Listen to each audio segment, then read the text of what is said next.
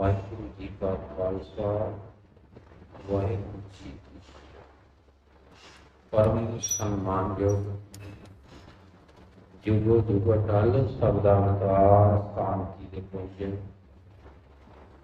अमृत दे सोमे ज्ञान के महान सागर दसां पातशाह की आठ जोत श्री गुरु ग्रंथ साहिब जी महाराज की पावन पवित्र हजूरी विखे जोड़ी सरबत संगत माई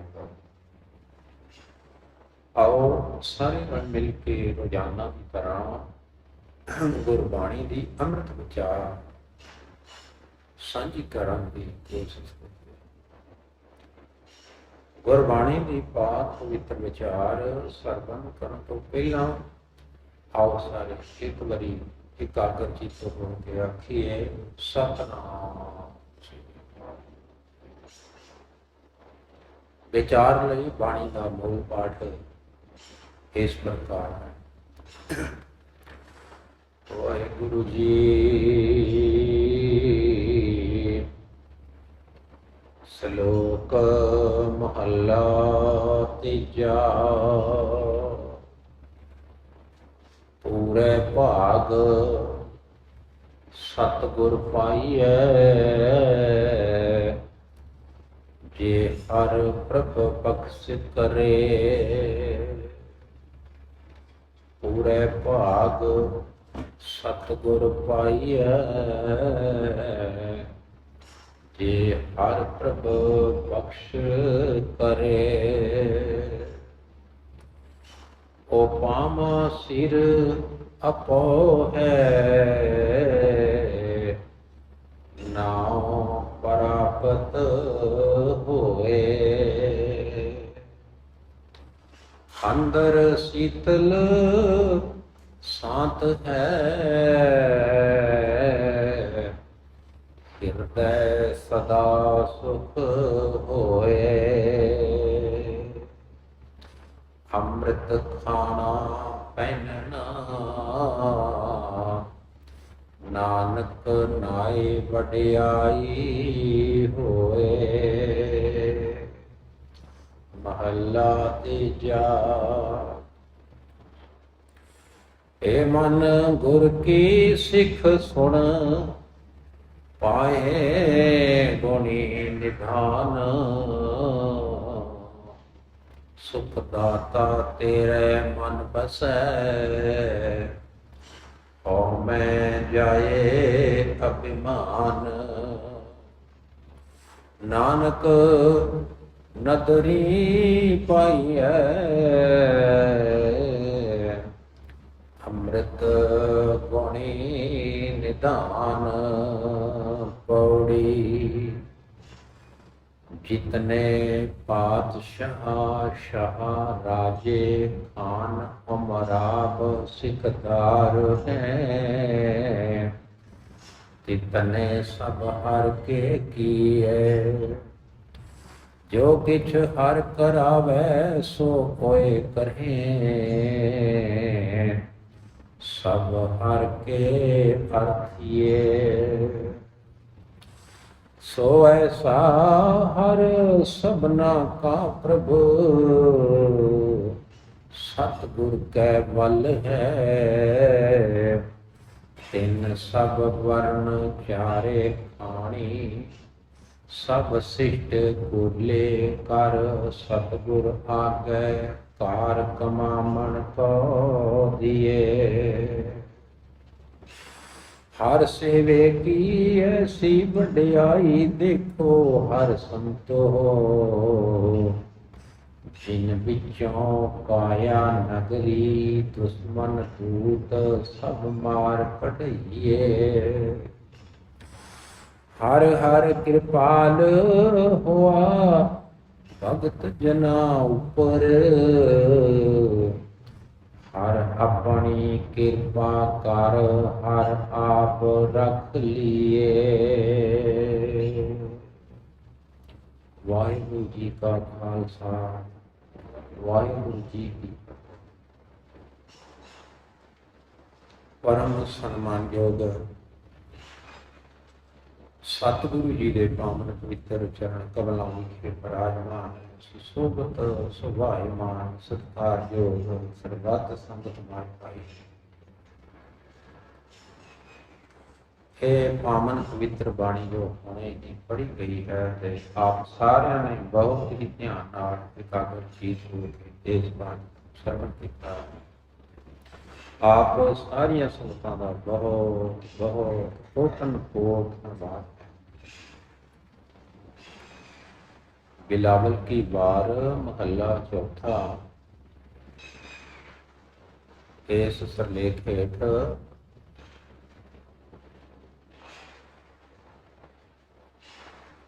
असीं बिलावल राग दे विच श्री गुरु रामदास जी महाराज जी की उच्चारण की हुई वार दी 6वीं पौड़ी पढ़ी है। ते पौड़ी दे नाल 2 श्लोक हैं। श्री गुरु अमरदास जी महाराज ये बाणी श्री गुरु ग्रंथ साहिब जी महाराज जी के पावन पवित्र मुबारक पन्ना 852 के उपर प्रकाशमान है, सुशोभित है। अज की इस बाणी विच सतगुरु गुरु अमरदास जी महाराज ते श्री गुरु रामदास जी महाराज सानू की उपदेश बख्शिश कर रहे हैं। आओ प्यार अते सत्कार दे नाल विचार साझी करिए, ध्यान दे नाल बाणी नूं पढ़ीए ते ध्यान दे नाल बाणी दे विचार साझी करिए। बाणी नूं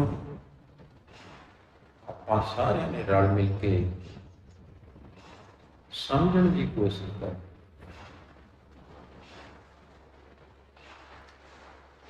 फरमान है श्लोक महला तीजा। ये जिहड़ा श्लोक है ना, श्लोक ये महले तीजे का उच्चारण किया होया है। श्लोक श्लोक की हुंदा है? श्लोक काव्या की एक छंद बनगी है। ते इसे प्रकार ही जिहड़ी पौड़ी है वो भी काव्य की छंद बनगी है। गुरबाणी दे विच काव्या दीयां जिहड़ियां छंद बनगियां हन बहुत ही किस्म दीयां वरतियां होईयां हन।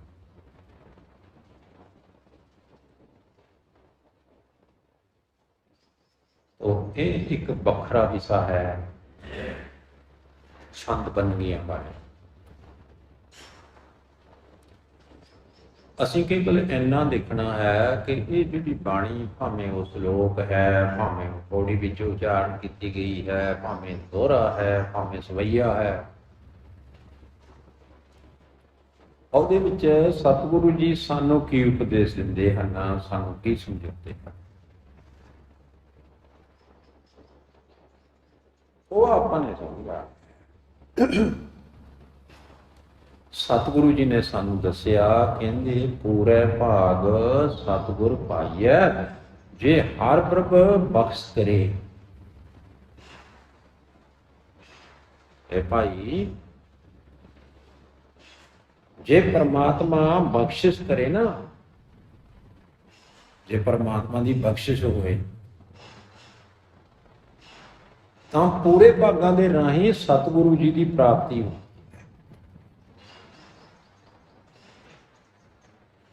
सतगुरु जी की प्राप्ति ਜੀਵਨ ਦੇ ਵਿੱਚ ਸਤਿਗੁਰੂ ਜੀ ਦੀ ਅਹਿਮ ਲੋੜ ਹੈ। ਕਿਉਂ ਲੋੜ ਹੈ? ਕਿਉਂਕਿ ਬਾਣੀ ਵਿੱਚ ਹੀ ਇਸ ਗੱਲ ਦੀ ਪੁਸ਼ਟੀ ਕੀਤੀ ਹੋਈ ਹੈ ਕਿ ਗੁਰ ਬਿਨ ਘੋਰ ਅੰਧਾਰ, ਗੁਰੂ ਬਿਨ ਸਮਝ ਨਾ ਆਵੇ। ਗੁਰ ਬਿਨ ਸੁਧ ਨਾ ਮੁਕਤ, ਗੁਰੂ ਬਿਨ ਮੁਕਤ ਨਾ ਪਾਵੇ। ਇਸ ਕਰਕੇ ਗੁਰੂ ਦੀ ਲੋੜ ਹੈ। ਫਿਰ ਨਾਨਕ ਸਿੰਘ ਜੀ ਨੇ ਕਿਹਾ ਹੈ, ਕਹਿੰਦੇ ਜੀ ਗੁਰੂ ਦੀ ਲੋੜ ਹੈ, ਫਿਰ ਗੁਰੂ ਵੀ ਅਜਿਹਾ ਹੋਵੇ ਜੈਸੇ ਦਸ਼ਮੇਸ਼ ਮਾਤਾ ਗੁਜਰੀ ਦਾ ਲਾਲ। ਲੋੜ ਤਾਂ ਸਾਰਿਆਂ ਨੂੰ ਹੈ ਗੁਰੂ ਦੀ। ਗੁਰ ਬਿਨ ਘੋਰ ਅੰਧਾਰ, ਗੁਰੂ ਬਿਨ ਸਮਝ ਨਾ ਆਵੇ। ਗੁਰ ਬਿਨ ਸਿੱਧ ਨਾ ਮੁਕਤ, ਗੁਰੂ ਬਿਨ ਮੁਕਤ ਨਾ ਪਾਵੇ। ਇਸ ਲਈ ਗੁਰੂ ਦੀ ਤਾਂ ਲੋੜ ਸਾਰਿਆਂ ਨੂੰ ਹੈ। ਅੱਜ ਦੇ ਇਸ ਆਧੁਨਿਕ ਯੁੱਗ ਵਿੱਚ ਜੇਕਰ ਕੋਈ ਗੁਰੂ ਹੈ ਤਾਂ ਉਹ ਗੁਰੂ ਗ੍ਰੰਥ ਸਾਹਿਬ ਹੀ ਹੈ।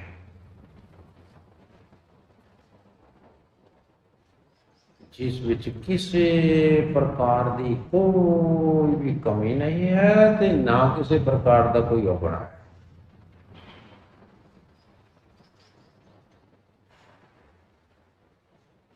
ਆਮ ਤੌਰ ਤੇ ਅਸੀਂ ਬੰਦਿਆਂ ਨੂੰ ਦੇਖਦੇ ਹਾਂ, ਦੇਹਧਾਰੀ ਗੁਰੂਆਂ ਨੂੰ, ਕਿਸੇ ਵਿੱਚ ਕੋਈ ਕਮੀ ਹੁੰਦੀ ਹੈ, ਕਿਸੇ ਵਿੱਚ ਕੋਈ ਕਮੀ ਹੁੰਦੀ ਹੈ। ਕੋਈ ਕਾਮੀ ਹੁੰਦਾ ਹੈ, ਕੋਈ ਕ੍ਰੋਧੀ ਹੁੰਦਾ ਹੈ, ਕੋਈ ਲੋਭੀ ਹੁੰਦਾ ਹੈ, ਕੋਈ ਹੰਕਾਰੀ ਹੁੰਦਾ ਹੈ, ਕੋਈ ਮੋਹ ਵਿੱਚ ਗ੍ਰਸਿਆ ਹੋਇਆ ਹੁੰਦਾ ਹੈ, ਕੋਈ ਤਰਸਨਾਲੂ ਹੁੰਦਾ ਹੈ, ਕੋਈ ਕਿਸੇ ਤਰ੍ਹਾਂ ਦਾ ਹੋ ਹੁੰਦਾ ਹੈ, ਕਿਸੇ ਤਰ੍ਹਾਂ ਦਾ ਹੁੰਦਾ ਹੈ। ਬੰਦਾ ਹੈ, ਬੰਦੇ ਦੇ ਸੁਭਾਅ ਹੁੰਦੀ ਹੈ, ਬੰਦੇ ਦੀਆਂ ਆਦਤਾਂ ਹੁੰਦੀਆਂ। ਪਰ ਸਤਿਗੁਰੂ ਜੀ ਨੇ ਸਾਨੂੰ ਸ਼ਬਦ ਗੁਰੂ ਦੇ ਲੜ ਲਾਇਆ।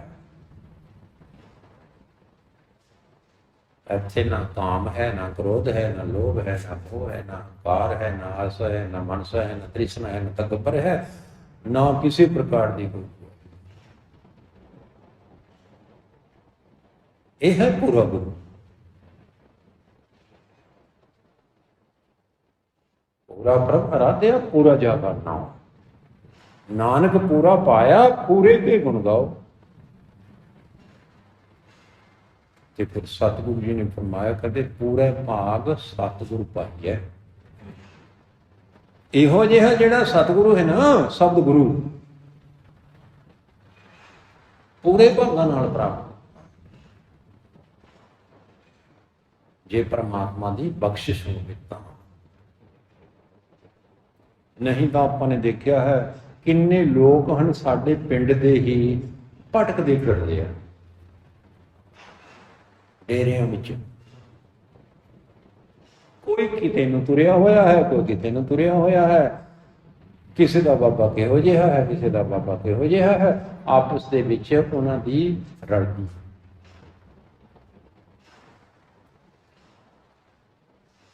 ਪਰ ਸਾਡਾ ਜਿਹੜਾ ਬਾਬਾ ਹੈ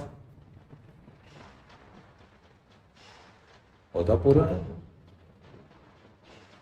ਕੋਈ ਕਿੰਤੂ ਪਰੰਤੂ ਕਰ ਹੀ ਨਹੀਂ ਸਕਦਾ, ਕੋਈ ਉਂਗਲੀ ਚੱਕ ਨਹੀਂ ਸਕਦਾ, ਕੋਈ ਇਹ ਨਹੀਂ ਕਹਿ ਸਕਦਾ ਕਿ ਇਹਦੇ ਵਿੱਚ ਇਹ ਨੁਕਸ ਹੈ।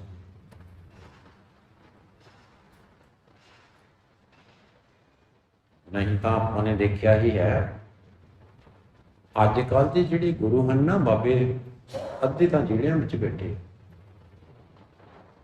ਕਿਸੇ ਨੂੰ ਉਮਰ ਕੈਦ ਹੋਈ ਹੋਈ ਹੈ, ਕਿਸੇ ਨੂੰ 10 ਸਾਲ ਦੀ ਕੈਦ ਹੈ, ਕਿਸੇ ਨੂੰ 20 ਸਾਲ ਦੀ। ਅਪਰਾਧੀ ਹਨ। ਜਿਹੜਾ ਆਪ ਅਪਰਾਧੀ ਹੈ ਉਹ ਅਪਰਾਧੀਆਂ ਦਾ ਕਲਿਆਣ ਕਿਵੇਂ ਕਰ ਸਕਦਾ ਹੈ ਭਲਾ? ਜਿਹੜਾ ਆਪ ਦੋਸ਼ੀ ਹੈ ਉਹ ਹੋਰਿਆਂ ਨੂੰ ਕਿਵੇਂ ਬਚਾ ਸਕਦਾ?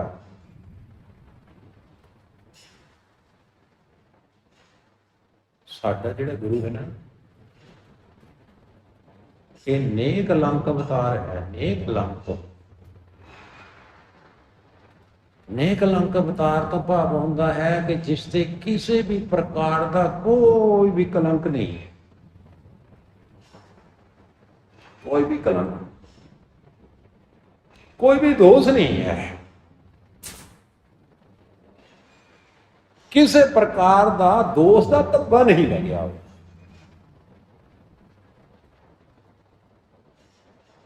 ਭਈ ਤਾਂ ਹੀ ਲਿਆ ਕਹਿੰਦੇ ਪੂਰੇ ਭਾਗ ਸਤਿਗੁਰ ਪਾਈਐ, ਜੇ ਹਰ ਪ੍ਰਭ ਬਖਸ਼ ਕਰੇ ਉਪਾਮਾ ਸਿਰ ਉਪਾਉ ਹੈ, ਨਾਉ ਪ੍ਰਾਪਤ ਹੋਏ।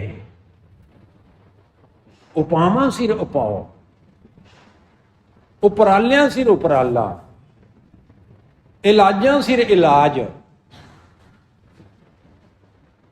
ਇਲਾਜਾਂ ਸਿਰ ਇਲਾਜ ਹੈ ਸਭ ਤੋਂ ਵੱਡਾ ਇਲਾਜ ਤੇ ਸਭ ਤੋਂ ਵੱਡਾ ਟ੍ਰੀਟਮੈਂਟ ਕਿ ਸਤਿਗੁਰੂ ਜੀ ਤੋਂ ਨਾਮ ਪ੍ਰਾਪਤੀ ਹੋ ਜਾਏ, ਨਾਮ ਦੀ ਪ੍ਰਾਪਤੀ। ਜੇ ਨਾਮ ਦੀ ਪ੍ਰਾਪਤੀ ਹੋ ਗਈ, ਸਰਬ ਰੋਗ ਕਾ ਔਖਦ ਨਾਮ, ਸਾਰਿਆਂ ਰੋਗਾਂ ਦੀ ਦਵਾਈ, ਸਾਰਿਆਂ ਰੋਗਾਂ ਦਾ ਇਲਾਜ, ਸਾਰੀਆਂ ਬਿਮਾਰੀਆਂ ਦੀ ਰੋਕਥਾਮ।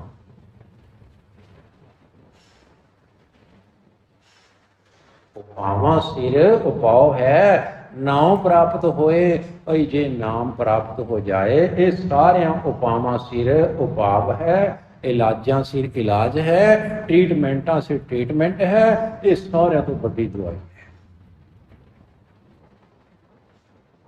ਤੇ ਗੁਰੂ ਜੀ ਨੇ ਇੱਕ ਥਾਂ ਤੇ ਲਿਖਿਆ ਹੈ, ਕਹਿੰਦੇ ਅਨੇਕ ਪ੍ਰਕਾਰੀ ਰੋਗ ਨਾ ਜਾਏ, ਰੋਗ ਮਿਟੇ ਹਰ ਔਖਦ ਲਾ। ਜੇ ਕਿਸੇ ਪ੍ਰਕਾਰ ਵੀ ਰੋਗ ਨਹੀਂ ਜਾਂਦਾ, ਬਿਮਾਰੀ ਤੋਂ ਖਹਿੜਾ ਨਹੀਂ ਛੱਡਦਾ, ਤਾਂ ਇੱਕੋ ਹੀ ਇੱਕ ਮੈਡੀਸਨ ਹੈ ਪਰਮਾਤਮਾ ਦੇ।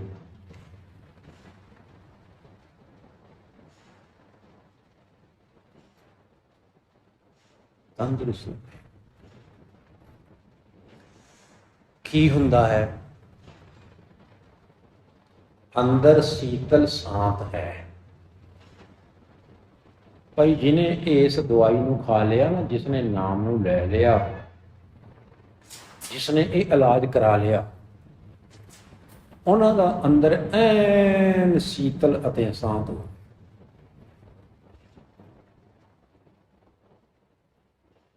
ਐਨ ਠੰਡਾ ਦਿਮਾਗ। ਜਿਨ੍ਹਾਂ ਨੇ ਦਵਾਈ ਖਾ ਲਈ ਨਾ ਨਾਮ ਦੀ, ਜਿਨ੍ਹਾਂ ਨੇ ਟ੍ਰੀਟਮੈਂਟ ਕਰਾ ਲਿਆ, ਅੰਦਰ ਸੀਤਲ ਸ਼ਾਂਤ ਹੈ, ਹਿਰਦੈ ਸਦਾ ਸੁਖ ਹੋਏ। ਉਹਨਾਂ ਦੇ ਹਿਰਦੇ ਦੇ ਵਿੱਚ ਸਦਾ ਹੀ ਆਤਮਿਕ ਸੁਖ ਬਣਿਆ ਰਹਿੰਦਾ ਹੈ ਤੇ ਅੰਦਰ ਐਨ ਠੰਡਾ ਸੀਤਲ ਸੁਭਾਅ ਅਤੇ ਸ਼ਾਂਤੀ। ਤੇ ਨਾਲੇ ਇੱਕ ਗੱਲ ਹੋਰ, ਅੰਮ੍ਰਿਤ ਖਾਣਾ ਪਹਿਨਣਾ। ਉਹਨਾਂ ਗੁਰੂ ਕੇ ਸਿੱਖਾਂ ਦਾ ਖਾਣਾ ਵੀ ਅੰਮ੍ਰਿਤ ਬਣ ਗਿਆ ਤੇ ਪਹਿਨਣਾ ਵੀ ਅੰਮ੍ਰਿਤ। ਉਹਨਾਂ ਦਾ ਪਹਿਨਣਾ ਵੀ ਅੰਮ੍ਰਿਤਮਈ, ਉਹਨਾਂ ਦਾ ਖਾਣਾ ਵੀ ਅੰਮ੍ਰਿਤ। ਇੱਕ ਪਹਿਨਣਾ ਇਸ ਤਰ੍ਹਾਂ ਦਾ ਹੁੰਦਾ ਹੈ, ਕਹਿੰਦੇ ਇਹ ਤਨ ਮਾਇਆ ਪਾਹਿਆ ਪਿਆਰੇ, ਲੀਤੜਾ ਲੱਭ ਰੰਗਾਏ, ਮੇਰੇ ਕੰਤ ਨਾ ਭਾਵੈ ਚੋਲੜਾ ਪਿਆਰੇ, ਕਿਉਂ ਧਨ ਸੇਜੇ ਜਾਏ। ਇਹ ਤਨ ਮਾਇਆ ਪਾਹਿਆ ਪਿਆਰੇ, ਮਾਇਆ ਦਾ ਇਸ ਨੂੰ ਪਾ ਚੜ ਗਿਆ ਹੈ। ਮਾਇਆ ਪਾਹਿਆ ਪਿਆਰੇ, ਲੀਤੜਾ ਲੱਭ ਰੰਗਾਏ, ਲੋਭ ਦੇ ਰੰਗ ਦੇ ਵਿੱਚ ਚੋਲਾ ਰੰਗਿਆ ਹੋਇਆ ਹੈ,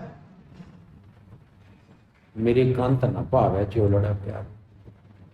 ਇਹੋ ਜਿਹਾ ਜਿਹੜਾ ਚੋਲਾ ਹੈ, ਇਹੋ ਜਿਹਾ ਜਿਹੜਾ ਪਹਿਨਣਾ ਹੈ, ਮੇਰੇ ਕੰਤ ਨੂੰ ਚੰਗਾ ਨਹੀਂ, ਕਿਉਂ ਧਨ ਸੇਜੇ ਜਾਏ।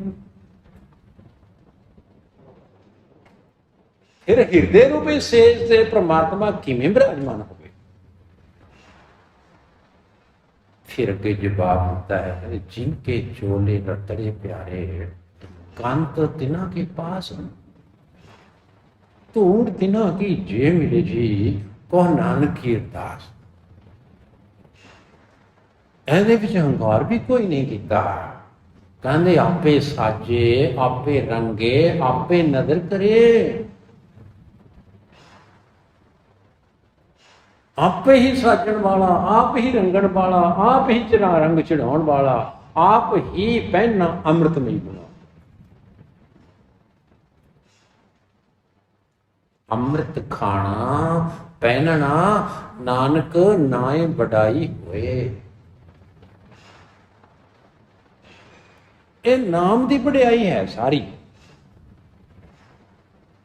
ਨਾਮ ਦੀ। ਫਿਰ ਆਪਾਂ ਕੀ ਕਰੀਏ? ਮਹਲਾ ਤੀਜਾ। ਇਹ ਮਨ ਗੁਰ ਕੀ ਸਿੱਖ ਸੁਣ। ਐ ਮੇਰੇ ਮਨ, ਤੂੰ ਗੁਰੂ ਦੀ ਸਿੱਖਿਆ ਸੁਣ। ਆਪਕੇ ਬਾਣੀ ਸੁਣ। ਬਾਣੀ ਦੇ ਵਿੱਚ ਜਿਹੜੀ ਸਿੱਖਿਆ ਦਿੱਤੀ ਹੋਈ ਹੈ ਉਹ ਸੁਣ। ਬਾਣੀ ਵਿੱਚ ਕੀ ਕਿਹਾ ਗਿਆ ਹੈ, ਬਾਣੀ ਵਿੱਚ ਤੈਨੂੰ ਕੀ ਉਪਦੇਸ਼ ਦਿੱਤਾ ਗਿਆ ਹੈ, ਤੂੰ ਉਸ ਗੱਲ ਨੂੰ ਐਨ ਧਿਆਨ ਨਾਲ ਸੁਣ। ਜੇ ਤੂੰ ਸੁਣ ਲਏਗਾ ਨਾ ਧਿਆਨ ਨਾਲ,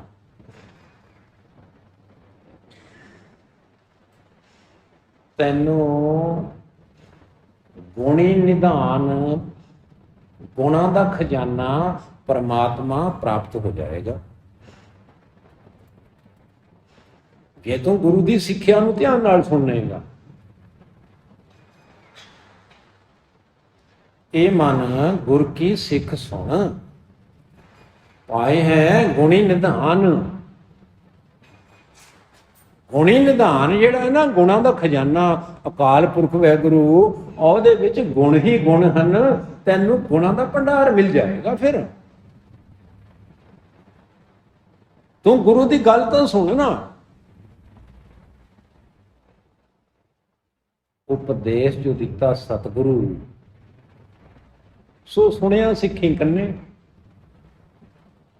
ਭਈ ਜਿਹੜਾ ਗੁਰੂ ਨੇ ਉਪਦੇਸ਼ ਦਿੱਤਾ ਹੈ, ਸਿੱਖਾਂ ਨੇ ਐਨ ਕੰਨ ਲਾ ਕੇ ਸੁਣਿਆ, ਧਿਆਨ ਨਾਲ, ਧਿਆਨ ਨਾਲ ਸੁਣਨਾ। ਜਦੋਂ ਬਾਣੀ ਆਪਾਂ ਨੇ ਪੜ੍ਹਨੀ ਹੈ ਨਾ, ਚਾਹੇ ਆਪ ਪੜ੍ਹਨੀ ਹੈ, ਭਾਵੇਂ ਕੋਈ ਪੜ੍ਹ ਰਿਹਾ ਹੈ, ਭਾਵੇਂ ਕੋਈ ਗਾ ਰਿਹਾ ਹੈ, ਉਸ ਨੂੰ ਆਪਾਂ ਨੇ ਐਨ ਧਿਆਨ ਨਾਲ ਸੁਣਨਾ ਹੈ ਕਿ ਇਹ ਗੱਲ ਕੀ ਹੋਵੇ।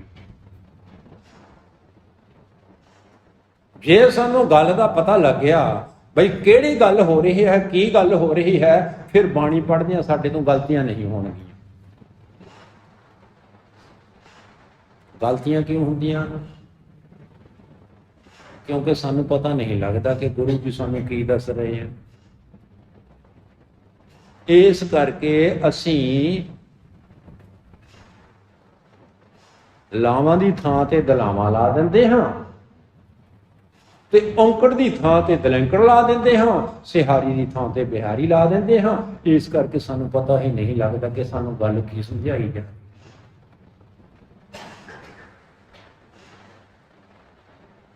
ਜੇ ਸਾਨੂੰ ਪਤਾ ਲੱਗ ਜਾਏ ਕਿ ਕਿਹੜੇ ਵਿਸ਼ੇ ਤੇ ਗੱਲ ਹੋ ਰਹੀ ਹੈ, ਕੀ ਗੱਲ ਹੋ ਰਹੀ ਹੈ, ਕਿਵੇਂ ਹੋ ਰਹੀ ਹੈ, ਫਿਰ ਅੱਧੀਆਂ ਗਲਤੀਆਂ ਤਾਂ ਸਾਡੀ ਬਾਣੀ ਪੜ੍ਹਦੇ ਆਪਣੇ ਆਪ ਹੀ ਦੁਰਸਤ ਹੋ ਜਾਂਦੀਆਂ।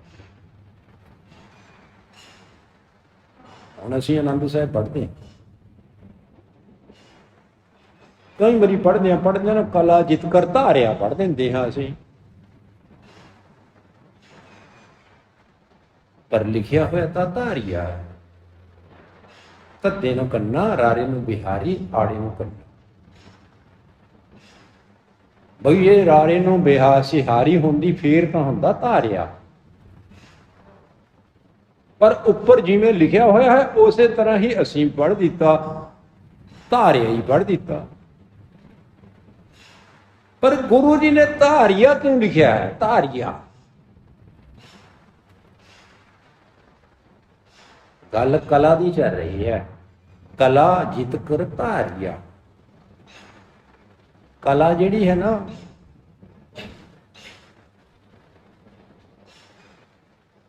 लिंग पुलिंग दे विच इस्त्री लिंग है वो कला, इस करके उत्थे धारिया ही आएगा, धारिया ही आएगा। ते आनंद साहब विच आपां देखते हाँ जिहड़ा आनंद लफ्ज है ना, आड़ा नन्ने ते टिप्पी ते दद्दे नूं औंकड़, एक तो इस तरह लिखिया होया है स्वरूप, ते एक लिखिया होया है आड़े नूं कन्ना, नन्ना दद्दे नूं औंकड़, आड़े नूं कन्ना मिलाए। एक थां ते इस तरह ही लिखिया होया है आड़ा नन्ना दद्दे नूं औंकड़, तीन चार तरह लिखिया होया है।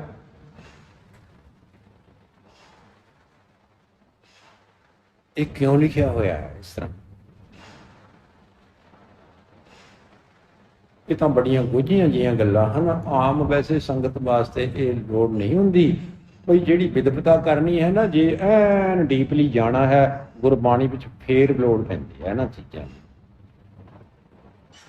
ये सारा जिहड़ा मसला है ना, ये पिंगल दा मसला। हुण सानूं आम लोगों को की पता है पिंगल की हुंदी है? उसनूं बहरे तालीम भी कह दिंदे हैं। तुकबंदी करन दा ढंग,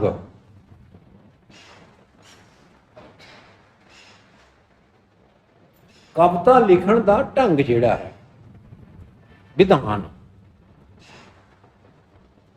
बई चौपाई दे विच किहड़े लघु अखर लगने हैं, किहड़े गुरु अखर लगने हैं, किन्ने लगने हैं, किन्ने नहीं लगने, ये सारी गिणती उहदे विच फिट करनी है।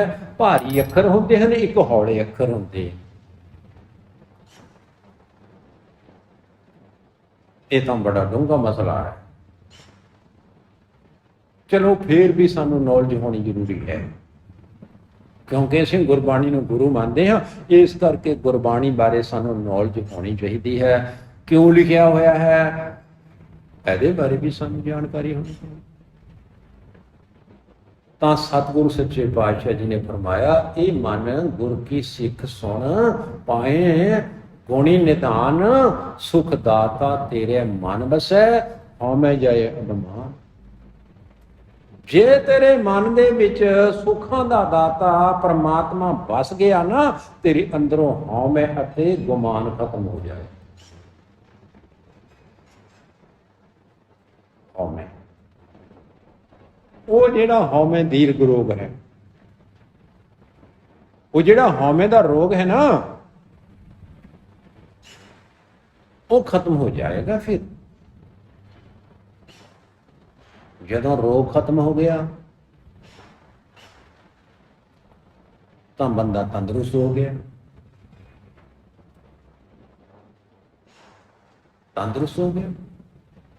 गुरबाणी कहते हरजन अरोग भये। जेड़े हरजन हन, गुरमुख जन हन, गुरु के प्यारे हन, गुरसिख हन, वो तो भाई अरोग हो जाते हैं। बाणी पढ़ पढ़ के, सिमरन कर करके, नाम जप जप के, वो तो रोग रहत हो जाते हैं, क्योंकि साडा गुरु ही रोग रहत है। उंज सारी दुनिया बीमार है, जो जो दिसे सो सो रोगी, रोग रहत मेरा सतगुरु जोगी। ते जेड़ा फिर गुरु का सिख बन गया, वो भी रोग रहत हो गया, वो भी रोग रहत हो गया। नानक नदरी पाइए अमृत गुणी निधान। नानक जी कह रहे हैं, कहते भाई जे वाहिगुरु जी की नदरे कर्म होवे ना, बख्शिश होवे, मेहरामत होवे, कृपा दृष्टि होवे, तां अमृत गुणी निधान परमात्मा जिहड़ा है तां प्राप्त हो, तां प्राप्त। हुण अगे आ गई पौड़ी, पौड़ी छंद। इस पौड़ी छंद दे विच ना बड़ियां लम्मियां लम्मियां तुकां हन, पंक्तियां। पढ़न वाले नूं कई बारी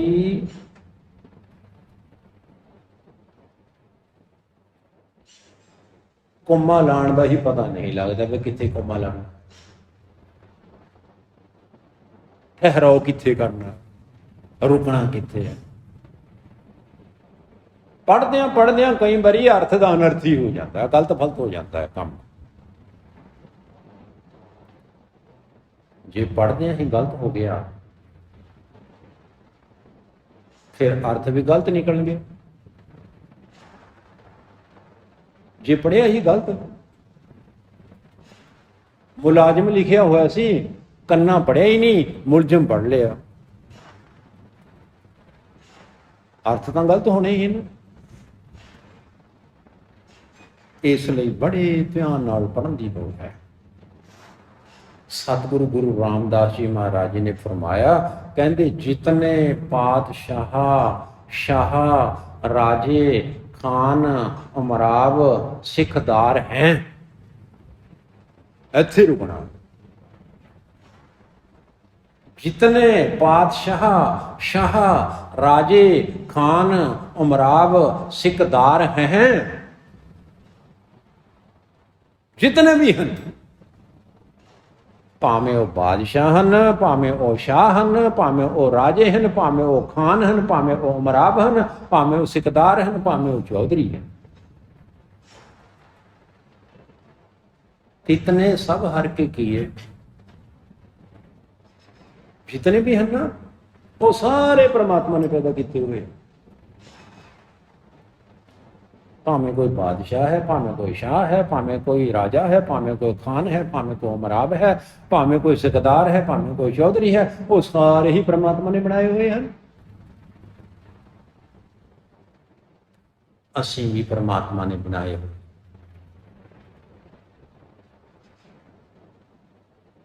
वो भी परमात्मा ने बनाए हुए। जो किछ हार करावे सो ओए करें,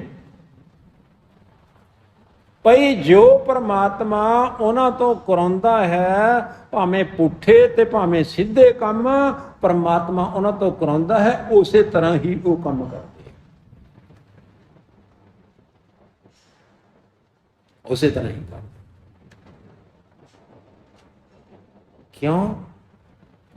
क्योंकि सब हर के अर्थीए,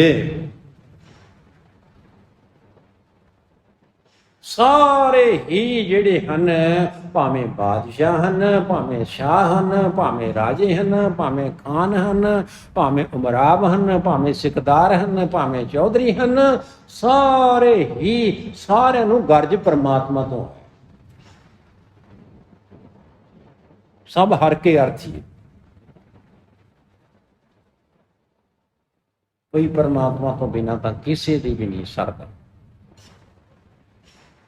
भावें राजा हो, भावें कंगाल हो, भावें अमीर हो, भावें गरीब हो, परमात्मा तो बिना तो कोई है ही नहीं। वो जिहड़ा इहो जिहा रब है,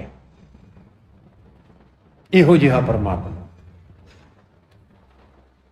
जिस तो बिना किसी का सरदा ही नहीं, भावें वो राजा है, भावें वो कंगाल है, भावें वो अमीर है, भावें वो वजीर है, भावें वो सिकदार है, भावें वो चौधरी है, इहो जिहा जिहड़ा परमात्मा है ना, सो ऐसा हर सबना का प्रभु, इहो जिहा जिहड़ा परमात्मा है वो तो सारिਆਂ ਦਾ ही है। केवल रब राजियां दा ही थोड़ा है, पातशाहां दा ही थोड़ा है, शाहां दा ही थोड़ा है, राजियां दा ही थोड़ा है, खाना दा ही थोड़ा है, उमरावां दा ही थोड़ा है, सिकदारां ही थोड़ा है, वो तो सारिਆਂ दा है। चलो है तो सारिਆਂ दा ही, पर प्रभ सतगुर के वल है। प्रभु जी जिहड़ा है ना अकाल पुरख वैगुरु, वो हमेशा ही सतगुरु जी दे बल है।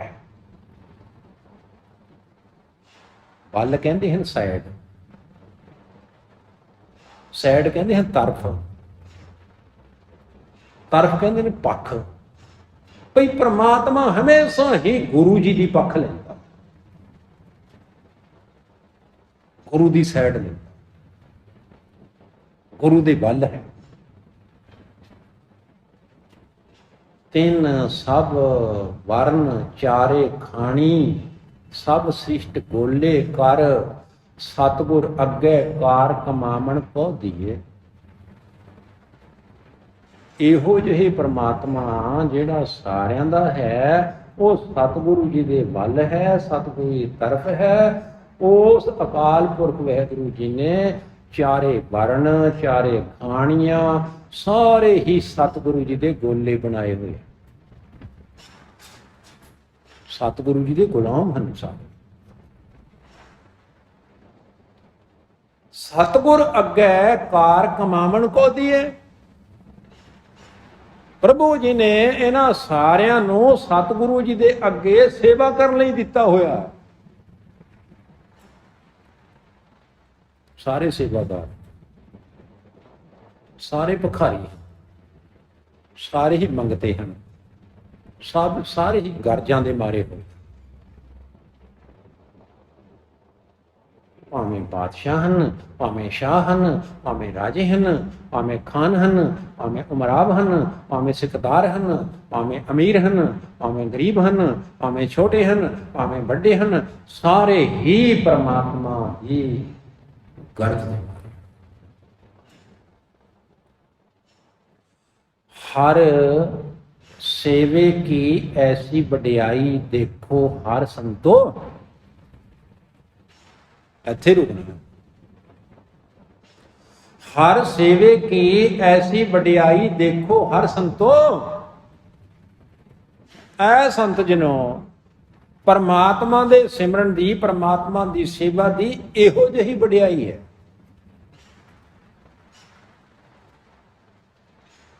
इहो जही वडियाई है। कुछ वडियाइयां तां सानू गुरु जी ने पहलां दस दित्तियां ते कुछ हुण दस्सण लगे।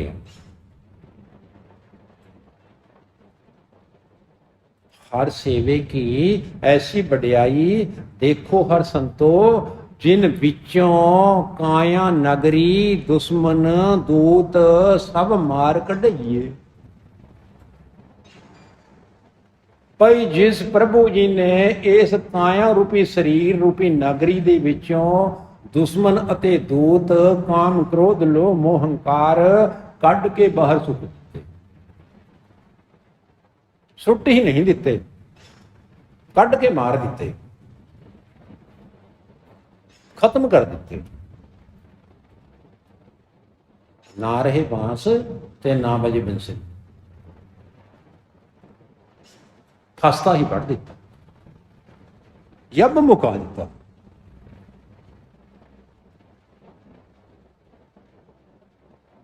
इहो जिहा है परमात्मा।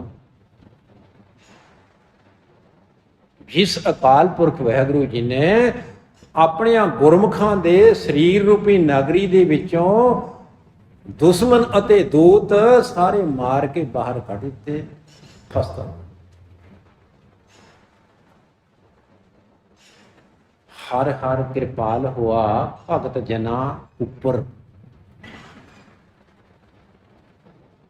प्रभु जी अकाल पुरख वाहिगुरू जी अपने भगत जनां दे उपर कृपालू होए हुए हैं, कृपा करते हैं। किवें कृपा करते हैं? कृपा कटाक्ष अवलोकन कीनो, दास का दुख बिताओ। कृपा कटाक्ष अवलोकन कीनो। कृपा दृष्टि दे नाल जदों परमात्मा ने देखिया ना अपने भगतां भगत जनां दे बल, कृपा दृष्टि दे नाल दास दे सारे ही दुख खत्म कर दिते।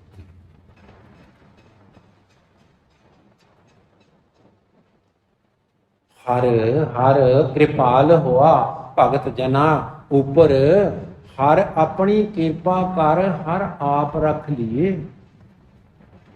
प्रभु जी ने, अकाल पुरख वाहिगुरु जी ने अपने भगतां नूं अपने बना के आप ही कृपा करके आप ही रख ले।